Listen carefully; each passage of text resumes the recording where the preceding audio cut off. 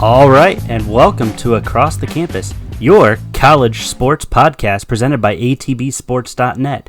I'm the host, Alex, the captain. What's going on, everybody? This is AJ over here in Indiana.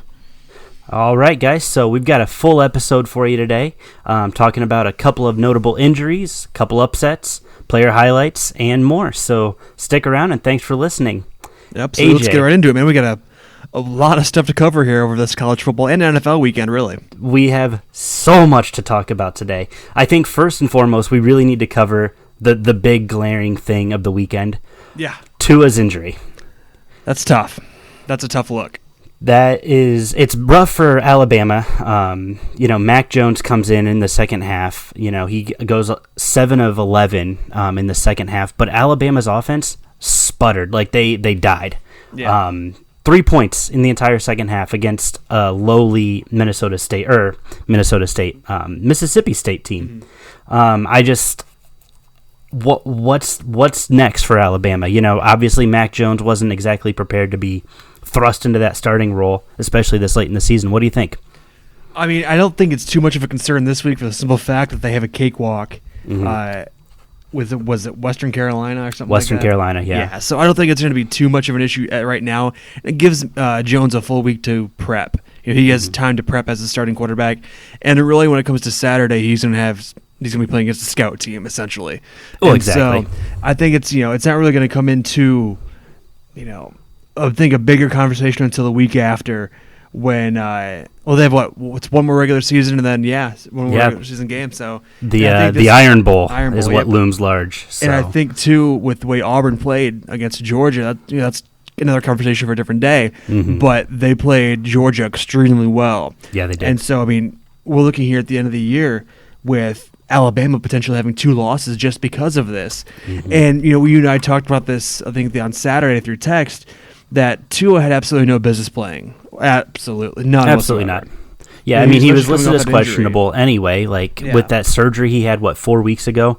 This is a game he should have played maybe the first quarter, and then let's pull him. Let's let him rest. Exactly. Yeah, because that final score was 38-7, and pulling at the box score here, Tua was 14 of 18 for 256 yards, and then Jones came in 7 for 11, 94, no touchdowns, no picks. But, I mean, even they had a hard time running the ball as well. Najee Harris, he only had 17 carries for 88 yards. He had 3 touchdowns, though. But, I mean, his longest run was 20 yards. Yeah, they were doing a lot of that goal line kind of look for him. And I think that was a wise thing for them to do because Tua was airing it out so well. He was. But I think that goal line look, it's a good time to practice that, get that ready in case they do make the playoffs, whatever it is, ready for their bowl game. And I think that you look at it now and you're like, okay, this Alabama team is, I don't want to say they're hitting the panic button yet, but that they're definitely overlooking West Carolina, knowing what comes the week after. Absolutely. So, and that panic button could be hit this Saturday. Because, I mean, we're looking at it here. We mentioned they didn't have a strong rushing attack. They only had $160 rushing, but 350 passing. That's Judy had 7 receptions for 114 yards. And so, I mean, but that threat of throwing from Tua isn't there. So, nobody really knows what Jones is about. We've seen him in sporadic things here and there when Tua was hurt a couple weeks ago, that ankle. But the kid, he's a sophomore coming out of Jacksonville, Florida on the year. He has 566 yards passing, 4 touchdowns, 1 pick with a QBR of 81.1. But it's and last year he only had 5 completions for 123 yards. Yeah. So he's being thrown into that role very quickly. But like we mentioned, that he's going to have a full week of practice this week and going against a Western Carolina, that's essentially another scout team. Yeah, so definitely something to keep your eye on as we look forward to the college football preview this week. It's going to be an interesting story out of Tuscaloosa. I think so too, and they haven't put out the odds of that game yet either. That'll probably be tomorrow or Wednesday.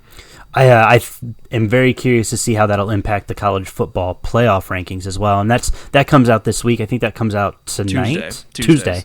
Yeah. So that'll be really interesting to see what happens with that. I don't think it'll affect them too much, but depending on how they perform next weekend, that's when the impact's going to be really felt. So. Sure, because as of now, you have Auburn sitting there at 12, and I believe, I mean it's. I expect Auburn to be around 13, 14, just because they did take the loss. Sure, it was a close game, but a loss is a loss. You can't promote a team. Like, Right. it doesn't matter. Right. So, I mean, I'm looking at it right here, the whole SEC West here. Once you get past Alabama, it's a drop-off. Mm-hmm. With A&M sitting there 4-2, Auburn sitting there, or 4-2 in the conference, rather, excuse me. They're, let's see, overall here, A&M 7-3, Auburn 7-3, Mississippi State 4-6, Ole Miss 4-7, Arkansas 2-8.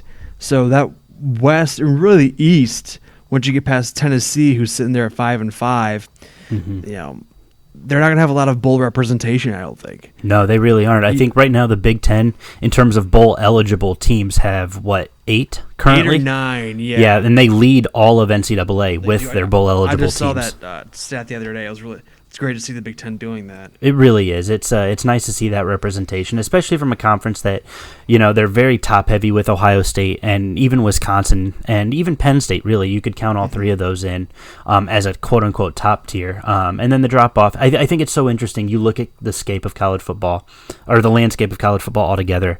Every conference has one or two teams who are just we're the cream of the crop. Our expectations are to go 11-1, 12-0 every single year. Mm-hmm. And then every other team, it's like in Indiana, hey, we're bowl eligible. This is great for us. So I just think it's really interesting to see that within each conference. Like Texas A&M, for a while they had those high expectations, but now they're like, hey, we're competing in our conference. We're good with that. I just think it's super interesting. Absolutely. Yeah, we mentioned in the Big Ten, they have 9. Mm-hmm. So we've got Penn State, Ohio State, Minnesota, Illinois, Iowa, IU, Michigan, and then we go down here to Wisconsin. So really, the team that, when you're looking through the Big Ten, being a Big Ten guy, the team that really does hurt this look is Sparty, sitting there at 4-6. Yeah, they have to win out to make a bowl game. And which they can do. I mean, it's Sparty. They've surprised people before. They do have Rutgers this week, so that's a win. Mm-hmm. But then they end the year against Maryland, and Maryland's sitting right there at 3-7. So very similar records. Mm-hmm. And that game is at Sparty, which probably does help their case. Yeah, I mean they play really tough up in East Lansing when they're at home. So they do, and but yeah, I mean it's going to be quite the finish. This last 2-3 weeks of the year is always fun to watch. Mm-hmm. And really, I think the conference championships are going to mean a lot more this year than they have in previous years. Well, especially because the SEC is almost at this point guaranteed to not have 2 teams in the playoffs. Right. It's going to be, if you win your conference championship, you're going to be in the playoffs, with the exception of one Power 5 conference. Right. I mean, you look at Oklahoma right there. They don't have a quote-unquote conference championship, and we'll touch on that game here in a minute. But, they're going to have to play Baylor again, it looks like, in a rematch for the Big 12 championship. You've got Oregon, Utah out in the Pac-12, Ohio State, more than likely Minnesota, maybe Wisconsin. Right. I mean, just these conference races are so important. And even Georgia, if LSU knocks them off, Georgia doesn't make the playoffs. No, because they're sitting there at 4. And Georgia, I believe, this week they play host to Texas A&M. Mm-hmm. And so then they finish the year with Georgia Tech. So really, I mean, they should be sitting at 4 up until the final week, unless something drastic happens in the top 3, which I don't see really happening. Right. I mean, the really only threat there is Penn State beating Ohio State, and that'll be a tough one. I think Ohio State did open up as 19-point favorites, though. Yeah, I saw that. And it was something was interesting is Penn State has allowed something like 300 rushing yards or 300 total yards. I forget what the actual stat was, against the number 31 and the number 44 offenses in the country. Ohio State has the number 4 offense in the country. Mm-hmm. That's gonna be an ugly game, especially with them getting Chase Young back. I just think it's gonna be. I'm really sorry, Penn State. You're in for a bad time. I think so too, and the fact that it's a noon game as well, mm-hmm. I think does help in that regard. Absolutely. But Happy Valley is a tough place to play. Columbus is a tough place to play, and it's going to be a media frenzy because you have the College Game Day is going to be there. Mm-hmm. The Fox Sports Big Noon show is going to be there. I think Barstool Sports is going to be doing their show down there. Wow. And so it's going to be a hub for a lot of people because this game does determine a lot going forward. Because Michigan is officially out of the Big Ten championship race after Penn State's win last week. Which, I mean, IU took them to the wire. It was a phenomenal game. We can get to that here in a little bit as well. But really, this week does determine a lot going forward with one game remaining. But it seems the past few years that game or the Big Ten championship has come down to either Ohio State, Michigan, or Penn State, and Penn State more of the past few years than Michigan has. But yeah, it should make for an interesting close. Yeah, I mean, speaking of Michigan, I mean, we can kind of want to review some of the big games from last week here. Michigan State. So I don't want to say foolishly. I said this is going to be a close game. But foolishly, I said it was going to be a close game. And Michigan, after the first quarter, I mean, it was tight. I think it was 7-7. And then Michigan just said, all right, we're not playing around. We're showing that we're a legitimate offense. And they just kicked it into high gear and ended up whipping Sparty 44-10. The thing that I noticed about that, and, everybody can say, oh, you shouldn't run up the score, blah, blah, blah.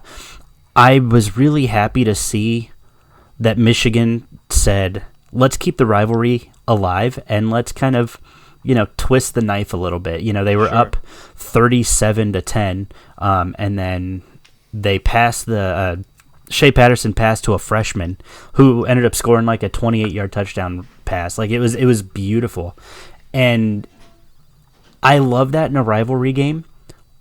And it doesn't matter what rivalry game. Like Ohio State, Michigan last year, 62-39. That was ugly, but you'd never want to let up because the second you give them a chance or you give them any kind of hope, they take advantage of it. That's how college football is. Don't give a team especially hope. In that game like this too, where it is, bad blood, on both sides really, because that game does mean a lot. It means pride for the state, it's pride for recruiting, it's huge in the Big Ten Conference. Looking at numbers here for that game, Michigan pulled away with 467 yards of total offense, while Sparty only had 220.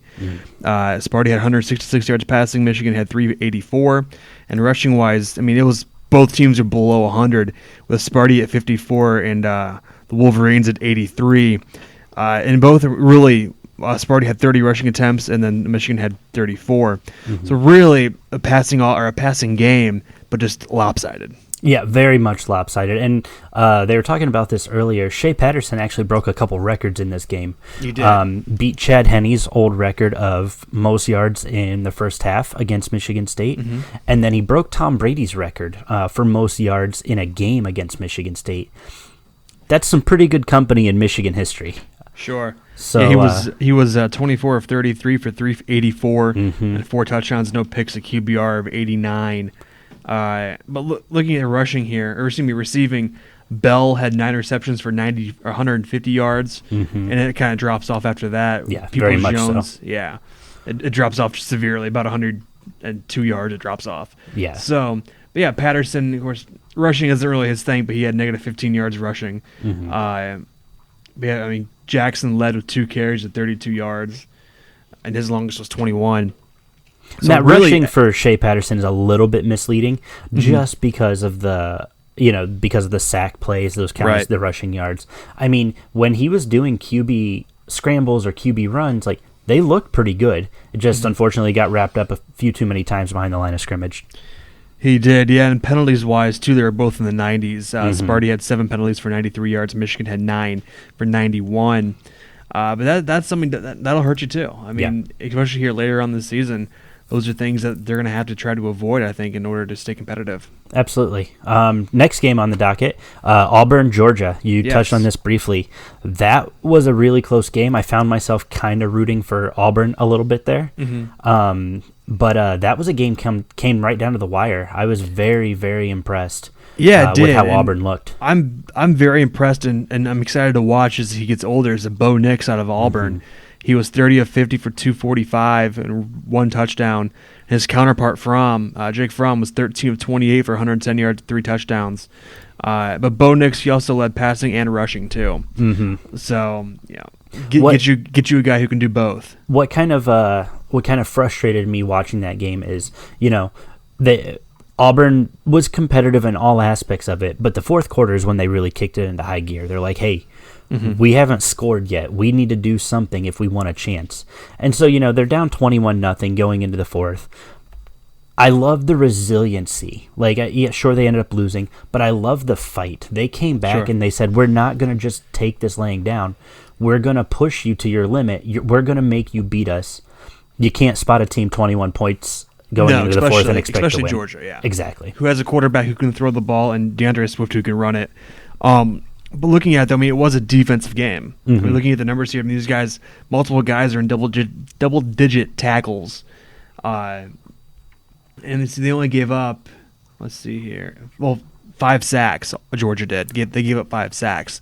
So really that's a credit to the defensive staff of Auburn getting after the quarterback because Georgia's offensive line has been suspect this year. Yes. But they were able to get after Fromm, and they forced him to throw the ball because, kind of throw it away, really, because a lot of incomplete passes, but DeAndre Swift had over 100 yards rushing. So that was their only other outlet, really, was to get him the ball and get him to the outside and get to the second and third levels on to avoid defense, those sacks. I was really impressed with Monty Rice for Georgia. Yeah. He had 10 total tackles, 8 solo tackles. You don't hear of that anymore. Like, you'll have guys who will have, 25 solo tackles in a season. The guy had 8 solo tackles in this game. Not a bad stat for a guy, and I think he's a junior, so he's got another year if he doesn't go pro. This year alone, he has 30 solo tackles. That is incredible, especially in a conference that airs the ball out so much. Getting it past him, but he just have 30 solos, no sacks, no forced fumbles, no picks. But looking at his numbers for the past years, last year he had 25 tackles, solo tackles, and 34 assisted. This year he's sitting at 30 solo and 34 assisted last year and 36 this year. So really, in total tackles last year, 66 to 59 last year. So his numbers really have bumped up and stayed similar to last year's compared to his freshman year. He was only 22, 10, and 12. Absolutely. So that was a great game. Another great game. Big upset on the weekend. I'm going to let you kind of talk about this since you called this Texas, Iowa State. Yeah. Texas is not back, as they once say every year, it seems like. But yeah, I did call that one. The final score there was 23-21. Texas is now. I still don't understand how they're ranked above IU, Texas, at 19. That was kind of interesting, but that's a conversation for another day. Yes. But yeah, 23-21. Texas goes down again. A last-second field goal there in Iowa State.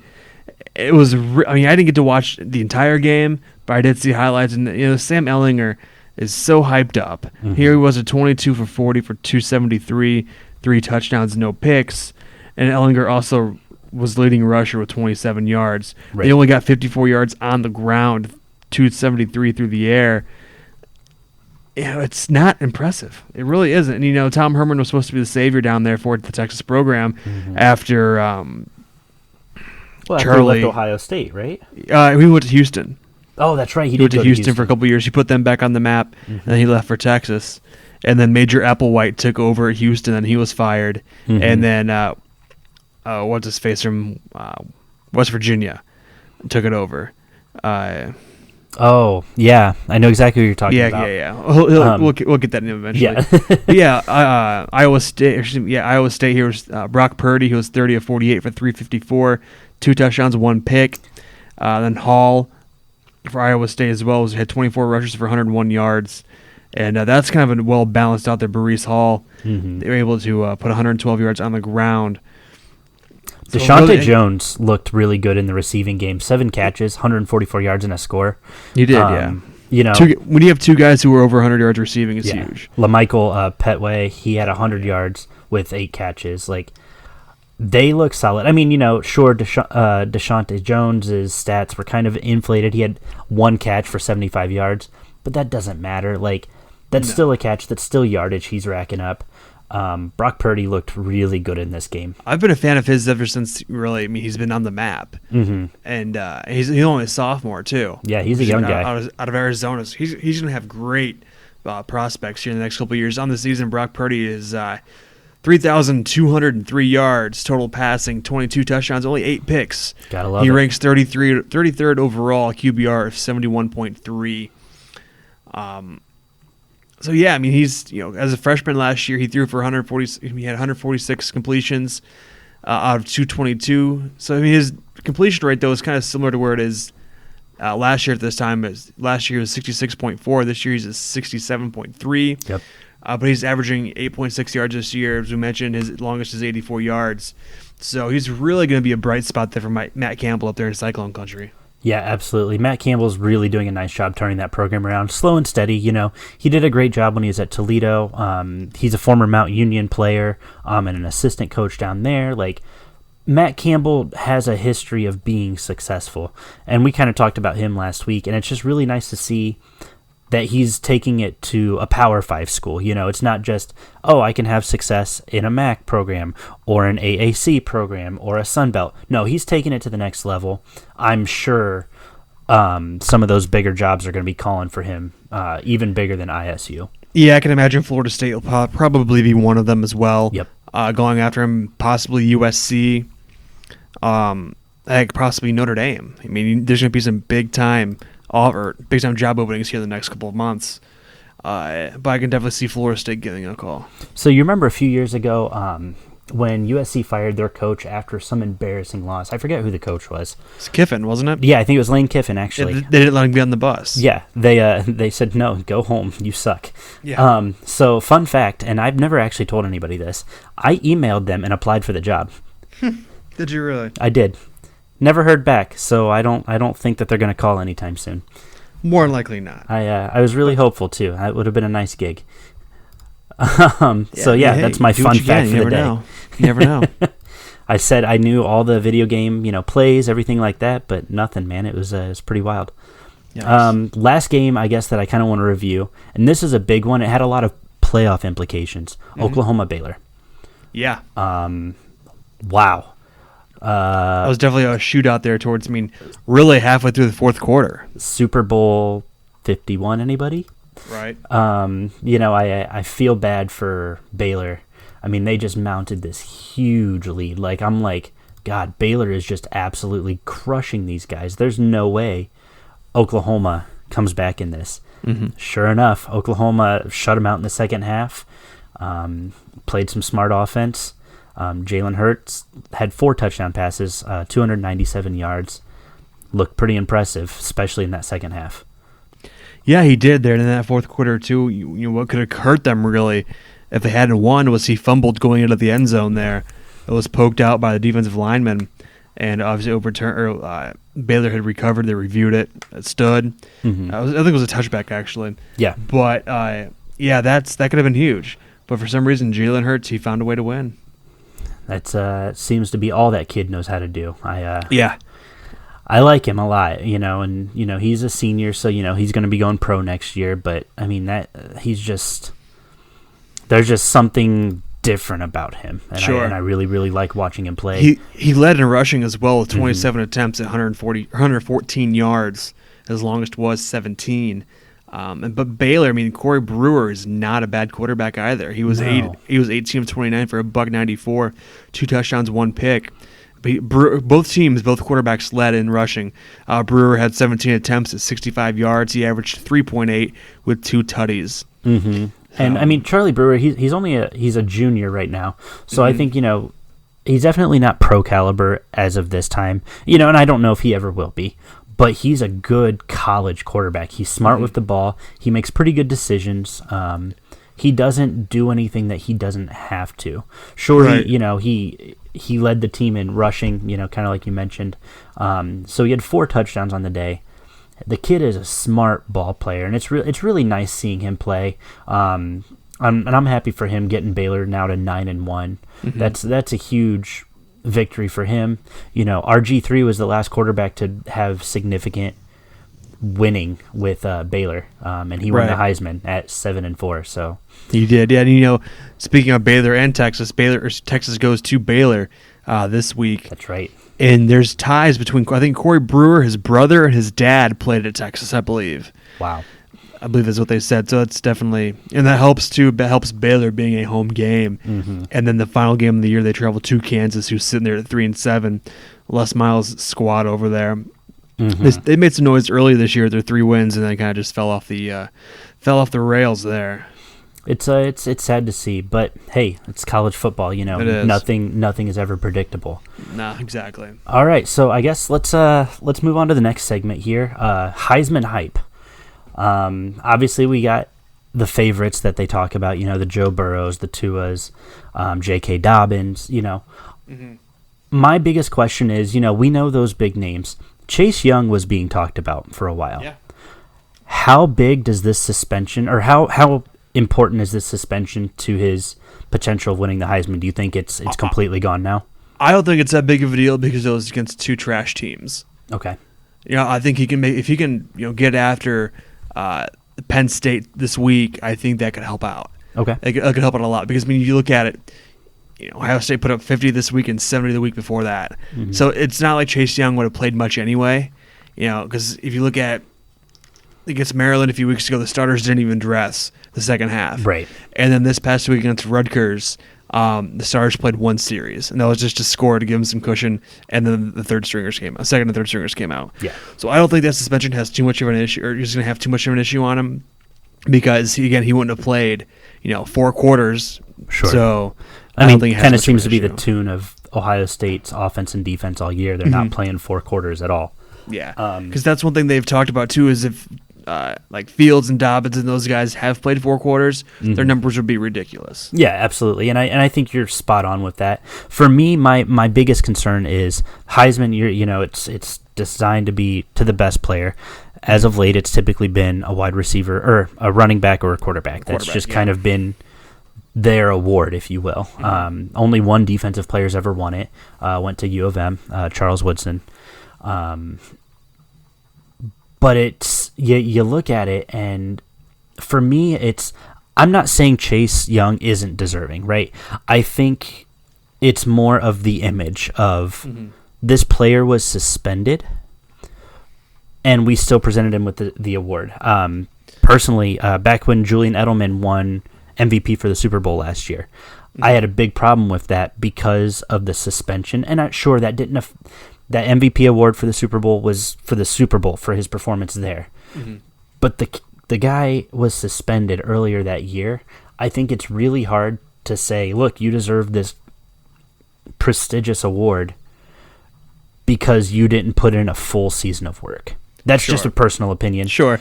And 2, I think you also have to look at the fact of what they were suspended for. You know, Chase Young, he took a loan, paid for his girlfriend to go to the Rose Bowl. He paid it back. He's suspended? I don't think so, but that's another conversation. Right. And Edelman was PEDs, right? Yeah. Which, I mean, completely different thing, but people aren't necessarily going to look at it, in my opinion, aren't going to look at, well, what was he suspended for? They're going to see, oh, he was suspended and he still won this. Right. That's my biggest thing. And now I think also with Tua being out, his chances are obviously gone. But that opens up the door now for a Chase Young to slide in there. I mean, Absolutely. I think the front runner right now, I think everybody can agree, is Joey Burrow. Yeah. And so, but it opens up the door now because Jalen Hurts has a loss this year. You know, Dobbins and Fields, they don't have a loss, but they only take, 3-4 guys in New York, depending on the year. Right, yeah. I've so- seen up to 5, but I think that's about the highest I think I've seen. that Manti Te'o year was like 4 or 5, I think. Well, and they had Jordan Lynch was invited to New York one Jordan year. Lynch, yeah. I think they did 6 guys that year, but Yeah. I think it's typically 3 or 4 guys consistently. Yeah.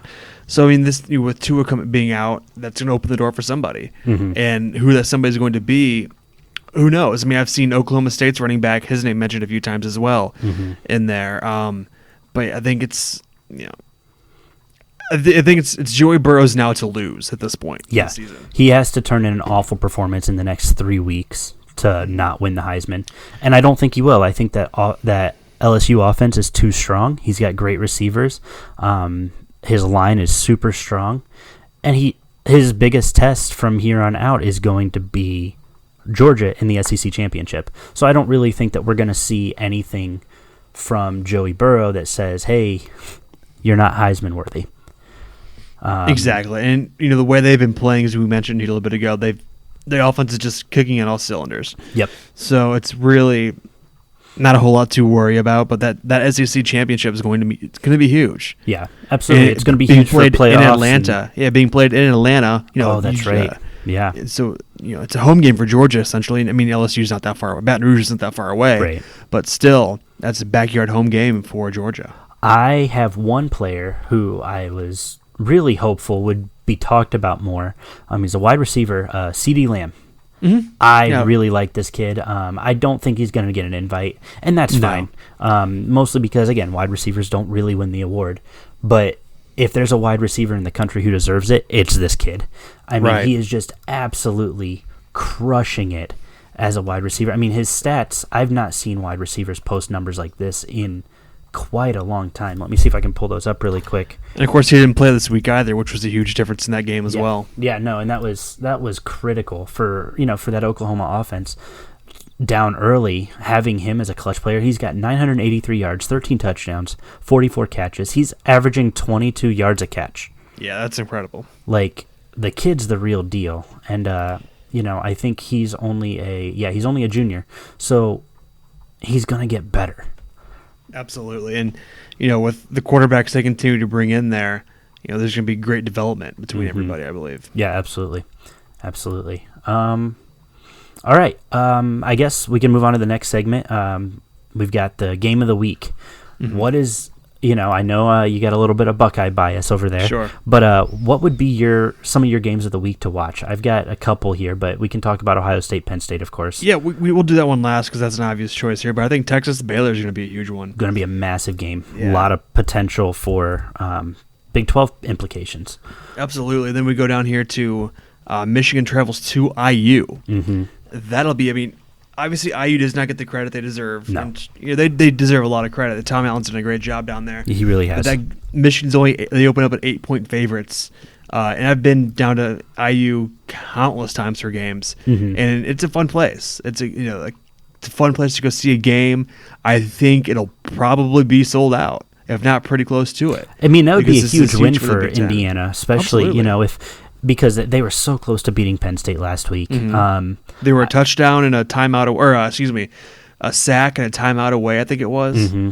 And I think that's part of that culture change that I kind of wrote about last week, is they're not going to just take it laying down anymore. Sure, they have to get the athletes in to be competitive, but they only have one ugly loss on this season, and that's to Ohio State.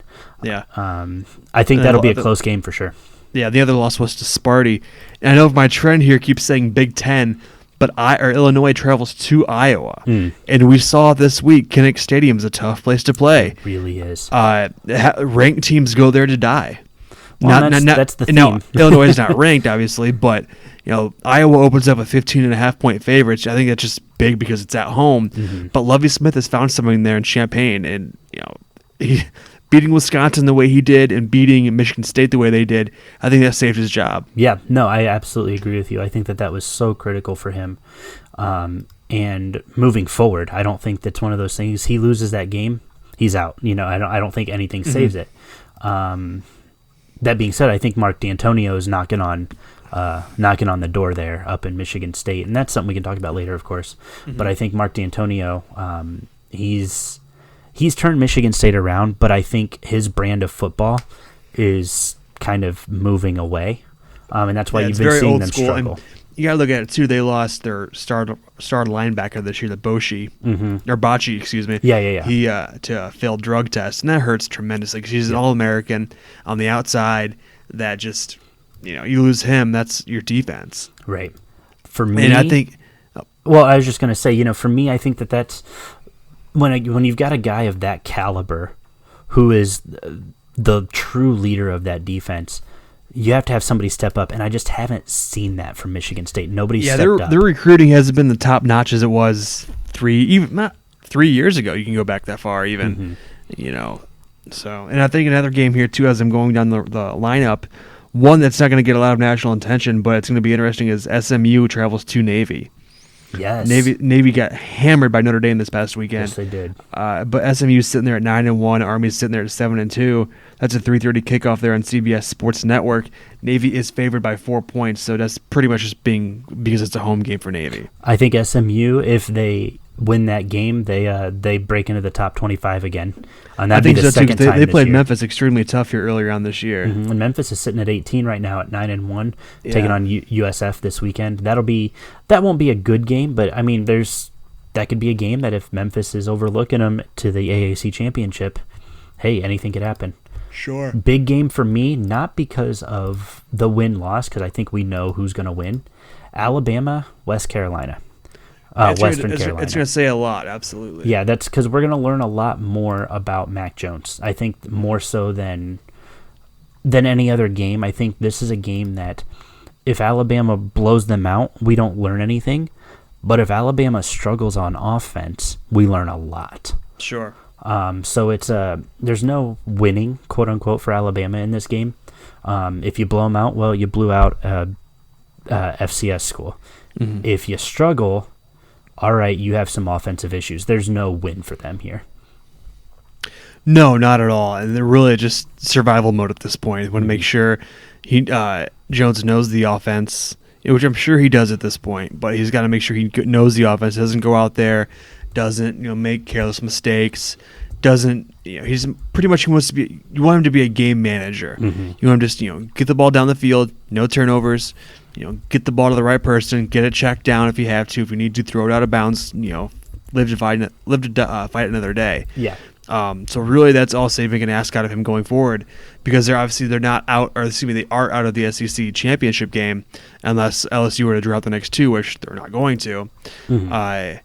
But it's really going to be important to prep him for bowl season at this point. Well, and yeah, they know that they're probably not making the playoffs at this point. I mean, it's just the last time they did that, Ohio State, I don't want to say they got lucky, but they won the whole thing with a third-string quarterback. Mm-hmm. That was more luck than what should happen. Right, and we beat Alabama. Yeah, and they beat Alabama. They looked really good in that game, and then they blew out Oregon in the national championship game. Mm-hmm. But I don't think that. I think that's the exception, not the rule. Right. And it's so funny. I think it was Urban Meyer actually on the Fox Sports show the other day was talking about how the committee is so inconsistent in what their criteria is year in and year out. He brought up that year Ohio State won it against Wisconsin. He ran the score up. He beat them 59-0. Mm-hmm. He goes, I didn't want to beat them 59-0, but I know I had to pass the eye test. And luckily he did, because he's sitting there with a ring. Right. But he goes, I didn't want to do that, but I know I had to, because I knew that's what the committee wanted to see. Right. Because they had lost to Virginia Tech early on that year, and they go, the only way we're getting is if we throttle Wisconsin. If Wisconsin had scored one touchdown, Ohio State would not have been in. They had to shut them out that year, and they did. And they obviously went on and beat Marcus Mariota down there in Texas. Yeah, and that was a great championship run for them. I remember sitting and watching that Big Ten Conference championship game. Mm-hmm. I was there. Oh man, I can't even imagine. I mean, I'm watching it on the TV, and that place is going nuts. Mm-hmm. But then you just watch how this Ohio State defense carved Wisconsin to pieces. Wisconsin, and they had Melvin Gordon too. Yeah, they had Melvin Gordon. I mean, they just looked so good offensively, and everybody's like, "Can Ohio State stop them?" I mean, we all learned that pretty quickly in that game. Sure. But yeah, so I think that's critical. I think Alabama is out, but because now they don't have that 13th game to try to pass that quote unquote eye test. Exactly. And especially if they lose to Auburn in 2 weeks, they're definitely done, and it'll be the first time we haven't seen Alabama competing for a national championship in a decade. Is that pretty close to what it is? And that'll put them at 2 losses, which I can't remember the last time they had 2 losses. Yeah, it's been a while. Yeah, because they're sitting there at 9-1 right now. Mm-hmm. So, all right, I want to do a quick group of 5 check-in. This is a segment I've kind of wanted to do for a while. I feel like a lot of times you and I've talked about it. The MACs and the Sun Belts don't get any love whatsoever, so I kind of want to touch on them. Just check out rankings, check out teams, see what's going on in the lower half of college football. Yeah, I've pulled up the American Conference right here. And we're looking at Cincinnati, who's sitting there at 17. And their only loss this year was to Ohio State. They're 9-1 right now. Then of course Navy is. I think they'll drop out of the top 25 after this past week, but they're sitting there at 9-2. SMU could probably sneak in there as well because that is an American game. But we're looking here at Cincinnati. They played Temple. Houston, they're down tremendously this year. They're sitting there at 3-7. They're playing Tulsa at Tulsa. East Carolina, excuse me, they're there at 3-7. They go to UConn this weekend. They're 2-8. Yeah. UCF, obviously not the year of years past. They're sitting there at 7-3. They travel to Tulane down there in New Orleans, who's sitting there at 6-4. Right. Yeah, that's that conference really. It's an interesting conference, right? You sit there and you look at them and you're like, all right, what's going on with them? They've got a lot of ranked teams. They've got 3 until till the playoff rankings come out, but they have 3 ranked teams. Might be looking at 3 anyway next week. And I don't want to say that they are a Power 5 conference, but they're a Group of 5 plus. That's or a Power 5 minus. However you want to put that. Right. Just because they're consistently cracking the rankings with more than one team. It's not like the MAC who oh, hey, we're 10 games into the season. Oh, sure, we'll give you a 25 ranking since you're 9-1. It's guys like Memphis, cracking the top 20, sitting at, like you said, 18. And it's just, to me, it's just so cool watching one of those little conferences get a little bit more recognition. I wish it was the MAC, but that's another tale for another day. Exactly. And we were talking about games to watch. I did pull up one here that is a must-see TV. Montana travels to Montana State this weekend. Okay. Big-time implications there in the Big Sky Conference. The Grizz are 9-2, and the Bobcats of Montana State are sitting there 8-3. Yeah, that's going to be a huge game either team. If you can illegally stream that game in, I would if I were you. Perfect. I like it. I'm sitting over here looking at Conference USA. This is when we were talking about the Sun Belt the other day, I'm like, they're the worst conference in football. I think the other conference that you could really give that title to would be Conference USA. They are not good. I mean, you've got guys like Marshall who are 7-3, Louisiana Tech who are 8-2. The team that I like out of this conference is UAB. Canceling the football program a few years ago, bringing it back. To me, that's just such a cool thing to see their desire to play some football. Yeah. They just really care about the sport, and they didn't care. And they're being competitive in the conference, so they take on Louisiana Tech this week. I would have to say my favorite out of this conference, and I don't really watch too much, admittedly, but just on paper right now, you've got a 3-way tie for first place. A 4-way tie between Marshall, Louisiana Tech, Southern Mississippi, and Florida Atlantic. I think my favorite is probably Marshall. You look at Marshall in the season that they've had. They lost to Boise State by 7. They lost to Cincinnati. They got blown out by Cincinnati. But they've just handled their conference opponents, not in blowout fashion, but they've handled them pretty well. They finished the season at versus FIU. But I think that Marshall, that whole story, everybody knows the story of the plane crash and, their rebound. But I think that Marshall really looks to be the team that's going to take that conference this year. And I think they deserve it. I mean, they've played a really good schedule. Louisiana Tech's in the conversation for sure. But they got blown out by Marshall last week. That's their first loss in conference play all season. So I don't know. I think Marshall's the team is the cream of the crop in the Conference USA, if you will. Yeah, and the Conference USA is always interesting to see. The Mountain West, Sun Belt. Those guys are always interesting to see what kind of teams, because there's always one or two teams that do kind of catch the eye of the viewers. Mm. In the American Conference as well, because they've picked up over the past couple of years. Yeah, absolutely. But yeah, look at the Mountain West here. Air Force looks really good this year too. They've been moving the ball extremely well, sitting there at 8-2. Boise State, they're going to be Boise State. They're sitting there at 9-1. They travel to Utah State this week. But I mean, Mountain West has quite a few teams who are bowl eligible right now. Mm-hmm. 1, 2, 3, 4, 5, 6, 7 teams that are bowl eligible right now. Wow. Now, obviously, not all of them will make a bowl game, but Right. that's impressive, really. And the Sun Belt here too. I mean, Appalachian State, they're doing their thing. They're sitting there at 9-1, and everybody else is kind of just dips under that tremendously. The Raging Cajuns of Louisiana are sitting there at 8-2, and that's about it for the Sun Belt. We can't ask for a whole lot out of those guys. No, you really can't. Looking at that conference top to bottom, and we've talked about it before, that's just so bad.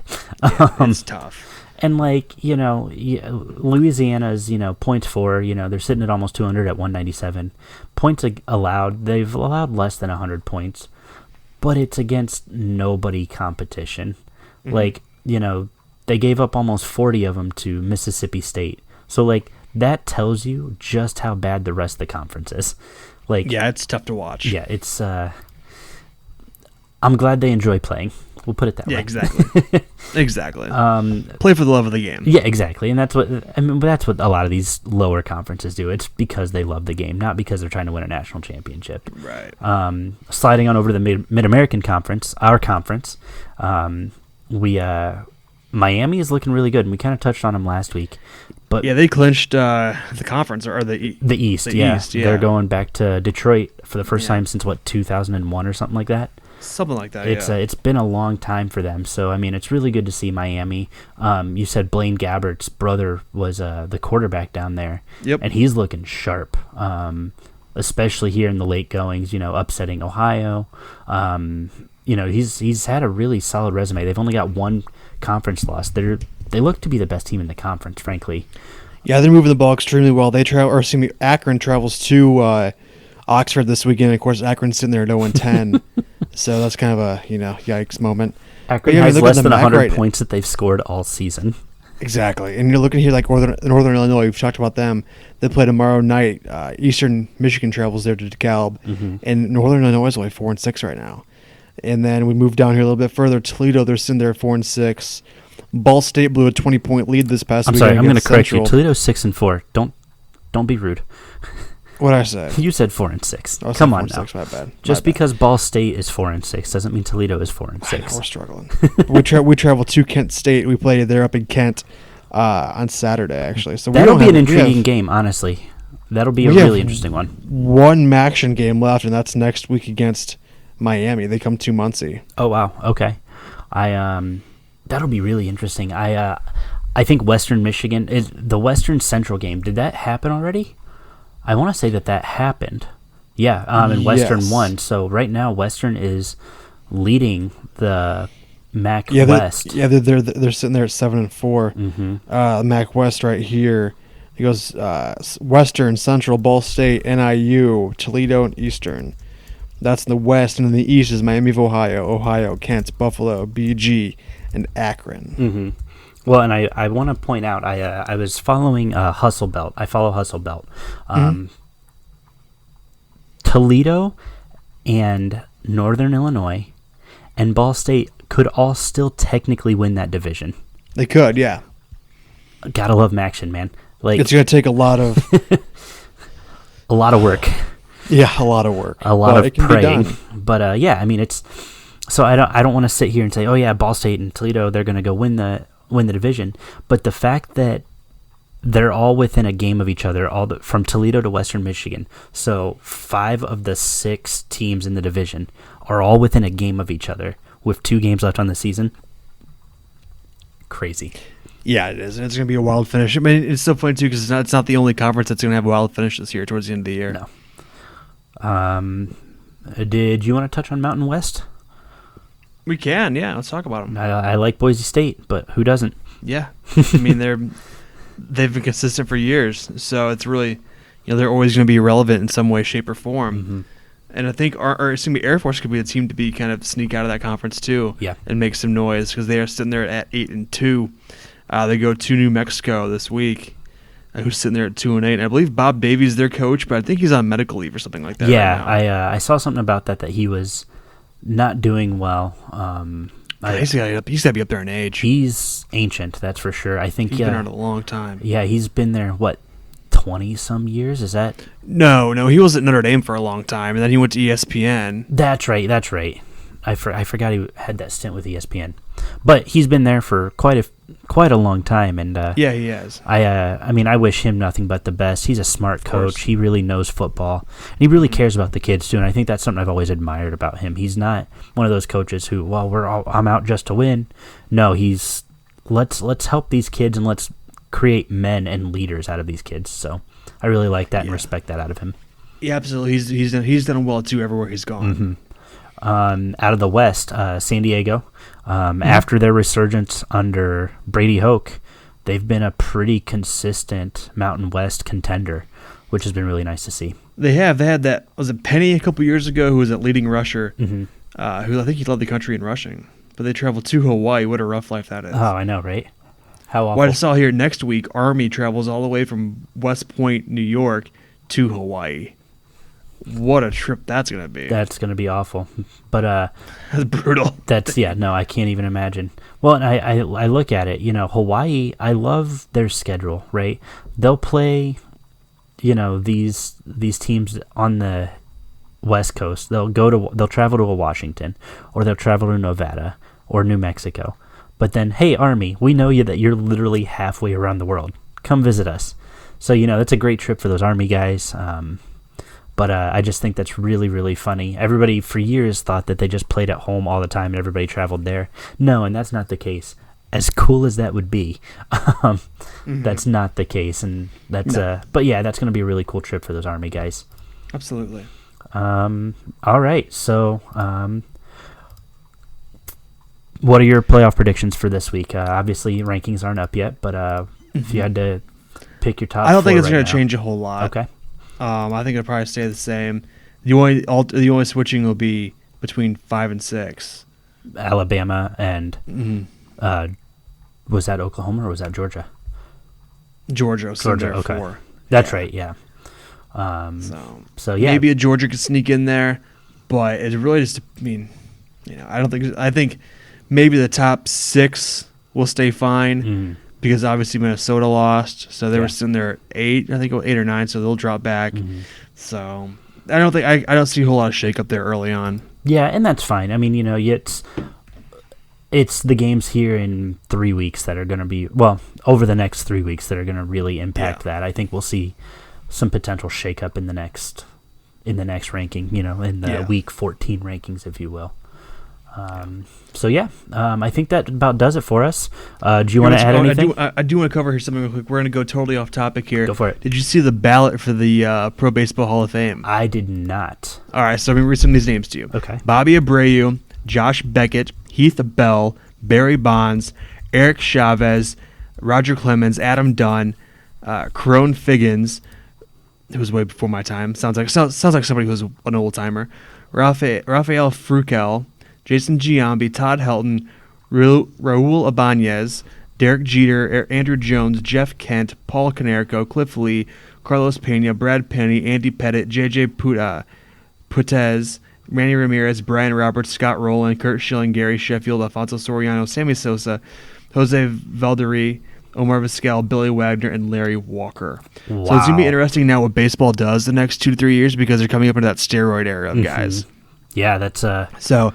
And like Bonds, he's been on the ballot a few times. Same thing with Clemens and Giambi. Well, I think it's Giambi's first year actually, but it's going to be interesting in Sosa see what they do with those guys. I mean, the steroid era was a great era of baseball. Yeah, that's pretty wild. That's good to know.